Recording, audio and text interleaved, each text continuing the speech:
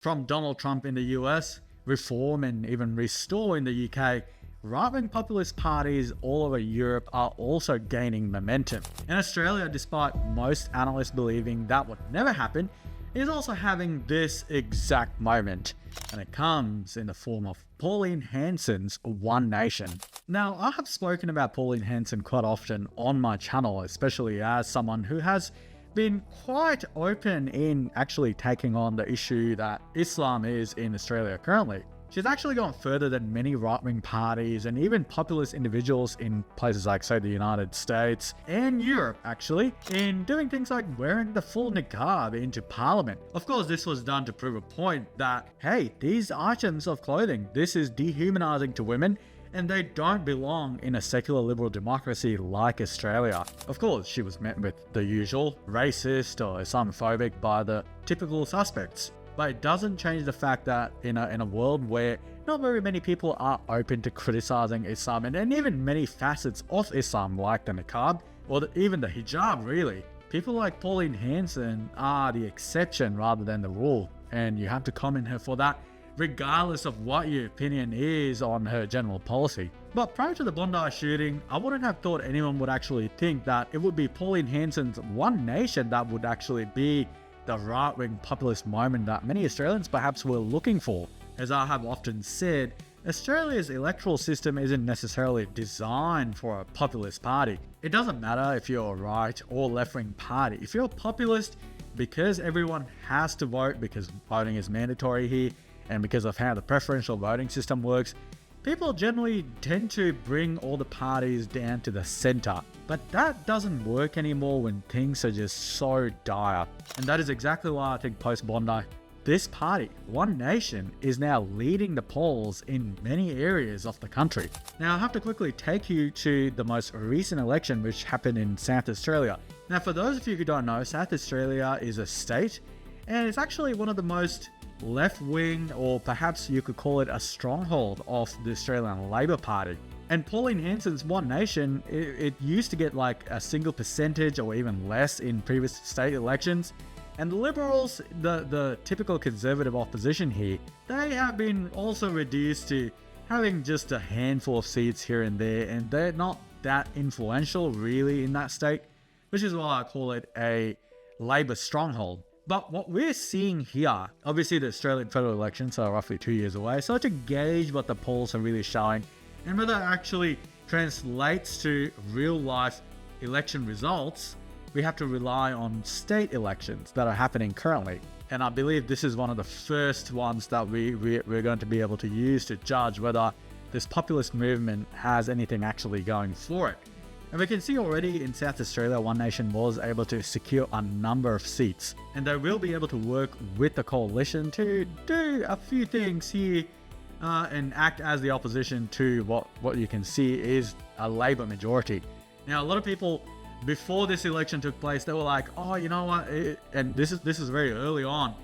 They're like, oh, look, all this populist talk, all this talk about One Nation leading these polls, they haven't won a single seat. And they were saying all this already when it was like only a few hours into the election, and they were really proud of themselves. And 2 days or maybe 3 days later, we're looking at One Nation having won a number of seats, which I think for a party that had single digits and actually had more primary vote, which is number one in your preferences, One Nation actually beat out the Liberals. So the Liberals are essentially seeing, you could almost call it what they're seeing, exactly what the Tories in the United Kingdom are seeing currently, because no one really cares for their, what I would call more boomer-like conservative politics. And a lot of people don't actually think they are very different to the Labor Party these days anyway. I mean, I think there's a lot to be said about the Liberal Party if people feel like you don't have very many policy differences to a left-wing Labor Party. That's insane. Now, quick note before we move on, if you enjoyed the video, please give it a like and hit subscribe. This channel is entirely fan supported, so if you want to support the work and the mission behind it, consider joining Patreon. That's what keeps the channel alive and gives you early access. It's completely ad-free on longer and uncensored videos, written articles, and member-only chats. Now, I have to go ahead and show you exactly a few of these polls because these are very interesting to me. Now, of course, if we go into the total for One Nation, they are 27%. They are leading the old opposition or the old Conservative coalition in Australia. And they're not very far behind the Labor Party either. I mean, you have to think about it this way. Essentially, everyone who's, I would say, a little bit older, maybe they're centre left, they're all voting Labor. And you have to also consider the fact that a lot of new immigrants vote for the Labor Party because Labor are more favourable towards them. They give out more visas to places like China and India. That is exactly why people vote for Labor. And also you have got to consider that Australia has a very bloated public service. And all these people vote for Labor because they take care of public servants, really. And the unions that represent public servants in Australia, they are all aligned with the Labor Party. So it's not a surprise that Labor still leads by that much. Having said that, it is very clear to me that regardless, people are still moving towards a right-wing populist party that polled in the single digits before. Now, it gets even more interesting when we actually look into the finer details around this. And something I found very interesting was, if you actually look at the classes of people, if you look at people who are well off, Labor are leading by a wide margin. They are at 34% of people polled, which is crazy because the Labor Party, people always used to think, oh, they're the party of the working class. But it turns out they are not really anymore, because people who are really well off, the upper class, they are all voting for the Labor Party because I feel like, and this is what I always say, things like immigration and housing, whether they go up, they actually benefit a lot of people. They benefit large universities, they benefit people in the housing industry wanting the price of homes to go up. They benefit large corporations who are looking at reducing wages for the average worker by bringing in a ton of people who would work for wages that are really not up to standard. That is why the people in the upper class, they are voting more for the Labor Party now. Now, if we go into the working class, you can see One Nation is leading by quite a bit of a margin there. And of course, Labor Party, this is who they are meant to represent. But in this case, we're seeing that One Nation is actually leading. And it's because people, honestly, they're sick of them. They're sick of the uni party saying to them, yeah, we're looking out for you. But are they really? Because every election, people go out and vote for these parties that claim to represent the working class. And yet they go ahead and implement policies that do nothing but hurt the middle class or the working class. This can be seen very well if we actually go in and have a look at, for example, renters. People really struggling today because rents have gone up, they have skyrocketed. And you can see One Nation is actually leading. Of course, we see even the Greens because, you know, a lot of left-leaning or really young people, they generally vote for the far-left Greens, and they don't really have much policy apart from generally fantasy about just taxing the upper class or well, let me pause there for a second. The Greens are essentially a front for Islamists and other terrorist organizations these days. They don't speak about anything that benefits Australia. It's all about Hamas or benefiting some third world Islamic grievance politics. That's all they do these days. So I think we can just disregard them as to a serious political party for now. But when it comes to people, renters, they feel like One Nation are the people who would actually listen to them, which is crazy because if you think about it, they are beating out. This is a minor party. They've really not had very much going for them outside Queensland since like the 1990s, and yet they are leading when it comes to this key issue federally. That you should really think about what that means for Australia. And now, even if you go to mortgage holders, like that would mean quite a large number of the working class, the middle class. You look at them, they also believe that One Nation are the people who are more likely to listen to them over the uni party and even the Greens, the left-wing Greens, or any other independents. These are remarkable changes happening here in Australia. Now you can go to things like parents. Once again, One Nation is leading the Labor Party, and this is for parents with children under 18. So remember, these are the people getting impacted. These are the people struggling in Australia today. You go down to, okay, this one, they're still pretty high up. This is for people with children over 18, people the children who've probably left the home, and these people also probably own their homes outright. Even here, One Nation still is only 1 point out from the Labour Party. And I believe this was actually in here. Own outright. Yeah, it kind of tracks. One Nation has that 29% here as well. So if you think about it, overall, they're doing extremely well. If you were looking for that populist moment, the right-wing populist moment in Australia, this is it. Look, we all know how retarded Anthony Albanese is, but I feel like even someone like him should have the ability to speak his opinions freely on the internet. Unfortunately, he does disagree, because his government and many governments all over the world are passing laws to stifle your free speech online. That's exactly why I use Proton VPN and why I think you should too. They're based in Switzerland, outside the reach of US, EU, UK and Australian law. They don't keep logs and are built by the same team behind Proton Mail. When the UK passed its surveillance laws, Proton VPN became the #1 app on the App Store. Their stealth protocol beats censorship firewalls. Secure Core routes your traffic through privacy-first countries, and NetShield blocks trackers before they ever reach you. I've used Proton Mail since Australia announced sweeping surveillance laws last year, and I'm not exaggerating when I say it's now essential. If you want to protect your privacy and support this channel, hit the link below to get up to 60% off Proton VPN.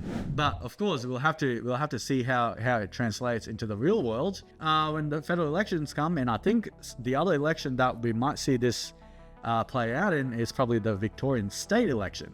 And yeah, here's One Nation actually talking about it on their X page. But it really all comes down to this: people are sick and tired of mass immigration in the past few years, especially, where people are really feeling the impacts. Now look, I feel like Australia has always been quite welcoming of immigrants, especially in the modern day. And it is true, Australia has openly accepted Vietnamese refugees, the Italians, Greeks. It's taken all these people, and Australia is undeniably, it has a multicultural culture, but with an Anglo-Celtic heritage, a Christian Protestant Anglican heritage. These are undeniable facts. We have to accept this. But more recently, people have started thinking about it. They've started creating this alternate reality that Australia did not have such a heritage. We have to look at these things in disgust, and they make it seem like being part of this great nation is just about reading a piece of paper or holding a piece of paper, which is not true. And you can see this very clearly on this map. And you have to remember, Anthony Albanese and the Labour government, they've been telling you that immigration is going to come down. But as you can see, there is something really called the Albanese wave, or the Albo wave, because they have skyrocketed since he's been in power. And yes, in the first year, I could have been like, okay, you know what? The borders were shut during COVID, so it's a result of that. But I think once the big corporations started seeing wages drop, because you know what, there are more people they can choose from, they can stop wage growth. All the supermarkets, the housing market, all these industries started seeing their profits just skyrocket. All the big banks, everyone just started making a lot of money. Suddenly they started lobbying the government, and you can even consider things like fake universities, the NDIS, areas where they really need more people working for just minimal wages. Suddenly they started lobbying the government, and the government realized, okay, we're in a per capita recession right now, but we want that tiny 0. whatever percent GDP growth every quarter. And that is exactly why we're seeing growth like this, and it's not coming down unless someone really takes a hammer to all this in the upcoming elections. This is not going down. This is the new normal. And of course, while all these corporations, everybody else is making a ton of money, whether it be through fraud or whatever it is, guess what? The working class is struggling. If you're living in Australia right now, you know your cost, your groceries have gone up, your energy costs have gone up. You can no longer afford your rent. And that's not even considering people who are looking to buy homes, and they realize, wait a minute, the 20% deposit that I had saved up, now that's worth nothing, and I need to save up tens of thousands of dollars more, because the house that I was planning to look into, or the area I was planning to buy, now they're out of my reach. And yes, you can get the government to help you out and put in a 5% deposit, but that also means that if interest rates go up, you don't have very much equity in the home, yeah, all these things really start to hurt the working class. And you can see that people don't feel represented. They don't feel heard by the two parties that are meant to represent them, which is why they're turning to a populist movement, regardless of who's in charge. I think they were just really looking for a party that would just simply listen to them. And we're seeing that right now. And I think a very easy example about this is how the Albanese government was like, yeah, we don't have any fuel concerns. Yeah, there's nothing to worry about. And now we're hearing rumors that there might be caps from maybe a month onwards. And we're now talking about 500 petrol stations in Australia running out of fuel. Many of them have run out of diesel. A lot of these areas, they have heavy industry that rely on diesel, and how they're going to run without them. And yet the government was trying to convince you not very long ago that we don't have a crisis. Actually, we did have a crisis. They knew about it and they lied. And in fact, we can go ahead and, as I said before, One Nation actually started getting that popularity, that boost in the polls right after the Bondi attack, which is obviously, as we all know, done by an Islamic terrorist, which the Albanese government has tried to just downplay the entire time. And ironically, he has gone out and put out this video, or he has said this in a press conference, that it's not Islamic terrorism or Islamic radicals that's the biggest threat to Australia today. Let's see what he has to say. The threats that are out there to security from a rise in a range of areas are very real, whether it be anti-Semitism, whether it be a white supremacist ideology, which this person was radicalised down, or whether it be sovereign citizens. I've been to funerals of police officers in Queensland and Victoria who were killed by people who don't recognise the state. We need to isolate these ideological extremes, and we need to reassert our values as Australians. And this was a horrific attack on First Nations people that could have had catastrophic consequences had it been successful. He made up a list here, but I didn't hear Islamic terrorists. That he didn't mention, which is weird because he's saying this a few months ago. 15 people died because of Islamic terrorism. You go back a little bit further, a few years, a cafe was taken hostage by an Islamic radical. And the people who died in Kuta in Bali, it was a very significant, like something like 70 Australians died there. That was also Islamic terrorists. I would think, and I think I put out a list on X previously where I essentially listed all the religiously motivated killings of Australians in the past 30 years. And guess what? Islam was responsible for all of it. 100% of it. It was like 120 plus deaths because of people motivated by Islam. No other religion has done something like that to an Australian in the past 30 years. And yet Anthony Albanese conveniently leaves out this rather important fact, I would think, on the heels of the worst terror attack Australia has ever faced, which only happened a few months ago on his watch.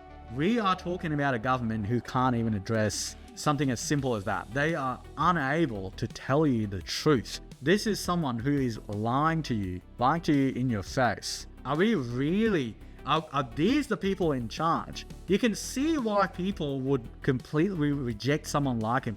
How people would lose trust or faith in this system. They would completely mistrust someone like this to guide them through some of the worst crises Australia has ever faced when it comes to housing, cost of living, energy, all of it. I would even add the threat of Islamic terrorism into this. Like, how could you expect your average Australian to trust someone like him to guide us through this? They won't. In fact, they've lost all trust in the system, which is why they are turning to people like Pauline Hanson.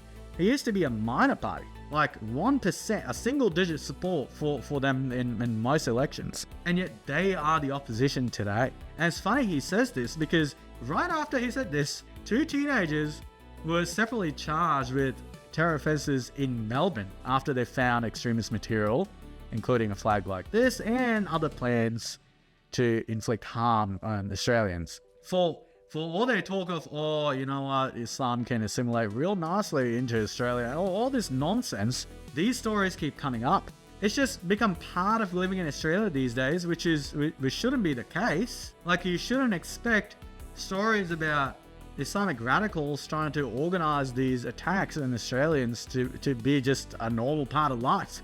It never used to be. And I feel like it's become more common under the Albanese government now, despite his own director of the ASIO, which is like the Australian Intelligence Agency, Mike Burgess, putting out in his annual report that the threat from Islam is the biggest religiously motivated threat Australia faces. Like, he says this almost every year. And yet Albanese, and you just know when he's talking about white supremacy or far right extremism or whatever it is, he's not talking about actual white supremacists or whatever that is, like, you know, the neo-Nazis or whatever. He's not talking about any of them. What he's actually trying to talk about is just the average person who's really worried about high amounts of immigration, the average person who's seeing entire neighborhoods being just overrun with, you know, Islamic immigration, and people who just don't want to assimilate into Australian culture.